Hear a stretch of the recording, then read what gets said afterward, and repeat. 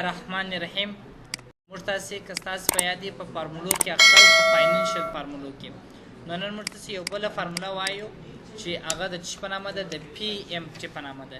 پی ایم ټي ویل کېږي پیمنټ ده. پیمنټ موږ تاسې ویلی چې موږ هغه پیسو ته ویل کېږي چې موږ تاسې په میاشتني ډول سره ورکوو یا په عام اصطلاح کې ووایو د کښت په ډول چې موږ تاسې ورکوو دغه ته څه ویل کېږي پی ایم ټي یا پیمنټ ویل کېږي. لکه تا ته چې معاش درکوي وایي پیمنټ یې درته کړی دی که یا. اوس نو پی ایم ټي فارمول موږ تاسې څنګه استعمالو؟ پی ایم ټي فارمول موږ داسې په دې ډول سره استعمالولی سو چې مثلا فرض کړئ زر عالمه یو نفر دی فرض که بانک ته مې ما 6000 افغانۍ فرض که زبیر اغا ته ورکړلې. زبیر اغا ته ما دا په سود ورکړلې، په 100% سود مې فرض که ورکړلې، سودا مې ورسره وکړل چې مثلا زه تا ته په 15% سود سره درکوم. 100 نمبر زه دا پیسې د ده سره ږدمه 12 میاشتې بعده 12 میاشتې بعده زه د ده څخه څو غواړم؟ زبیر اغا ما ته څو راکړي؟ 15000 افغانۍ راکړي یا 9000 افغانۍ زه غواړم. که زه اوس زبیر اغا یا فرض که مثلا د زبیر اغا څخه زه 9000 افغانۍ غواړم. زبیر یا زبیر هر مثال چې ته ستا رقم ورکوئ مثال په تا سره لري.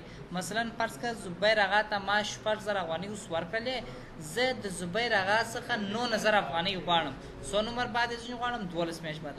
اوس زه باید هره میاشت زبیر اغا ته 100 پیسې ورکړم چې د سود سره دی ما ته 100 پیسې راکړي بیا 9000 افغانۍ راکړي. یعنې زه میاشتنۍ پیسې معلوموم، کښت معلوموم. نو د دې دپاره زه اوس دلته راولاړېږم مثلا لیکم مساوي پی ایم ټي پیمنټ قوس خلاص پی ایم ټي قوس خلاص. دی تا ته یې وایي ریټ سود څونه دی؟ سود مې دونه دی کاما. دی تا ته وایي این پی آر څو نمبر دا پیسې ورسره چې 2 نمبر یې کاما. پی وي پریزنټ والیو اوس څو ورکړی دی؟ پریزنټ والیو باید موږ څه شی ونیسو؟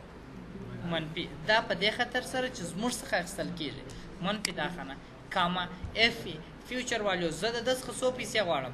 2 پیسې غواړم کاما. دغه پی ایم ټي زه د میاشت په سر کې کوم که پر اخر تاریخ پر اول تاریخ ورکوم کوز وان. اوس د جې معنا دا ده چې ما زبیر اغا ته 6000 افغانۍ اوس نغدي ورکړلې، زه 12 میاشتې بعد د زبیر زر اغا څخه 9000 افغانۍ غواړم. نو په 15% خو 9000 افغانۍ نه پوره کېږي. زه باید یوه اندازه هره میاشت زبیر اغا ته ورکړم چې زبیر اغا د زما پیسې په کاروبار واچي او بیا د یو کال بعد ما ته 100 پیسې راکړي 9000 راکړي. نو کله چې تینټر کې دی ما ته وایي نو ته باید هره میاشت زبیر اغا ته 9412.12 افغانۍ یا 12 ډالره ورکړې او 6000 اوس ورکړې تر څو بیا دی تا ته 100 پیسې درکړي 9000 افغانۍ یا 9000 ډالره درکړي. نو ګوره زبیر اغا زما څخه په حقیقت کې څو غواړي؟ مساوي 900.12 ډالره ضرب یې که په 12 میاشت کې. ځکه خو هره میاشت د 2 پیسې کوم. زبیر اغا زما څخه 15915.4 افغانۍ هره میاشت په پی ایم ټي کې راڅخه واخیستلې او 16000 په دې ځای کې راڅخه واخیستلې. 16000 انټر کړه. ټوله زبیر اغا زما څخه په حقیقت کې څو اخیستې دي؟ 11915.4 ډالره اخیستې. ما ته یې ګټه څو راکړې ده؟ نو مساوي دا خانه منفي که دا خانه. نو په حقیقت کې د ما څو ګټه څنګه اخیستل زبیر اغا څخه؟ 9490 ډالره یا زبیر اغا ما ته 9490 ډالره ګټه راکړې ده. په دې خبر خو مې انشاءالله سر خلاص کړو. د دغه پی ایم ټي دپاره دا پی ایم ټي بل ډول هم استعمالیږي. هغه دلته تاسو ته یو فارمول خپله جوړ کړی دی. دا بیا د وخت او زمان مطابق دی چې پر دغه وخت باید زه څو پیسې په بانک کې جمع کړم. تاسو راسئ مثلا دا یو فارمول دی دا د لون په نامه سره. فرض که مثلا زبیر اغا بانک ته ورلی عزیزي بانک ته د عزیزي بانک څخه 50000 افغانۍ په پور واخیستلې یا فرض کړئ 50000 ډالره په پور ځینې واخیستلی. خو بانک والا ده ته ویل چې ته به ما ته سود راکړې. بانک والا د ده سره په 100% سود ما والا وکړلی په 3%. یعنې دا معنا چې زبیر اغا به په هر 100 افغانو کې 3 افغانۍ عزیزي بانک ته چې ورکوي سود ورکوي. ښه د زبیر اغا لون پیریډز اینډ ایرز په څونه وخت کې د زبیر اغا د پیسې تحویلي، یعنې دغه پیسې به دی په څو کال کې د 50000 ډالره د سود سره چې 3% یې سود دي 50000 ډالره پیسې دی ورکوي. فرض که دی ورته وایي زه دا پیسې په 3 کاله کې درکوم انټر کړم. بل په دې ځای کې ورته وایي نمبر اف پیمنټس پر ایئر. نو په کال کې دی د پیسې 100 وارې ورکوي. یعنې دا معنا موږ خو دونه ویلی چې دغه پور په 100 کال کې د ورکول کېږي په 3 کال کې ورکول کېږي. نو دی په کال کې څو واره پیسې ورکوي؟ مثلا که زبیر هغه راسي 12 ولیکي، دا معنا دی وایي زه په کال کې یو کال 12 میاشتې دی، هر کال زه تا ته په کال کې 12 واره پیسې درکوم، یعنی هره میاشت تا ته یوه اندازه پیسې درکوم زما د معاش څخه واخله. که زه راسم دلته ولیکم چې څلور دا معنا چې یا په هره ربع کې زه تا ته پیسې درکوم، یعنی په هرو درو میاشتو کې زه تا ته یو واره پیسې درکوم. نو اوس که دا چیرې زه 4 ولیکم، 4 3 څو کېږي؟ 12. د جې مطلب دا دی چې دغه زبیر هغه دغه 50,000 افغانۍ په 12 وارې باندې درته ورکوي. که زه دلته راسم 12 ولیکم، 12 چې په 3 کې ضرب کې څو کېږي؟ 12 3 شپږ کېږي. دا معنا چې دغه پیسې زبیر هغه په 6 وارې باندې دا پیسې ورکوي. په مطلب خو انشاءالله پوه شوه. مثلا زه فرض کړه راځم زه ورته په 4 ځلې باندې دا پیسې ورکوم. 4 3 12 کېږي. دلته راسه سټارټ ډیټ اف لان د کوم تاریخ څخه دا پور شروع سو؟ فرض کړه د دغه تاریخ څخه زما او د پور شروع سو د 2000 کال د اتې میاشتې د 15 نیټې څخه. دویم بل په دې ځای کې دی درته وایي آپشنل ایکسټرا پیمنټ ستا که نشته.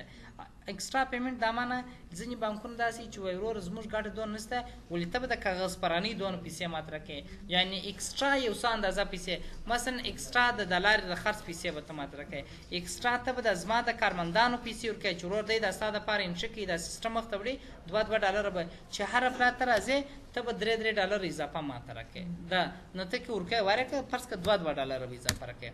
نو کله دا ورکړله دلته دا لینډر پر چا ته ورکړله؟ مثلا فرض کړه زبیر هغه ته مې ورکړه. زبیر هغه اوس نو زبیر هغه چې دا پیسې واستلې اول به دی په دغه تاریخ راسي پیمنټ چې دته پیسې ورکول کېږي، دی به د 2000 کال د 11 میاشتې په 15 تاریخ راسي. د څو پیسې اخیستې چې 50,000 د بانک څخه اخیستې، نو دی به څو پیسې بانک ته ورکړي؟ 4,302 ډالره باید ورکړي. 2 ډالره باید اضافه ورکړي، نو ټوله باید دی څو ورکړي؟ 4,304 ډالره باید ورکړي. څو پیسې بره پاتېږي؟ نو دلته هغه پیسې چې بالا دلته راځي درته په دې کې سود د ده څخه څو واخیستل سو؟ په دغه پیسو کې 315 ډالره د ده څخه سود واخیستل سو. په دغه ترتیب سره په دا تاریخ دونه، په دې تاریخ دونه، اخر به د ده پور په کم تاریخ خلاصېږي؟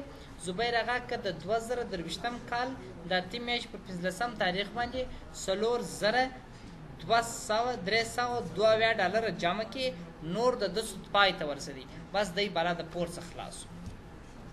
ټوله په هر ټپال په هر میاشت کې چې په هر ربع کې چې زبیر هغه د بانک ته ورځي باید 4,302 ډالره چې جمع کړي ورته.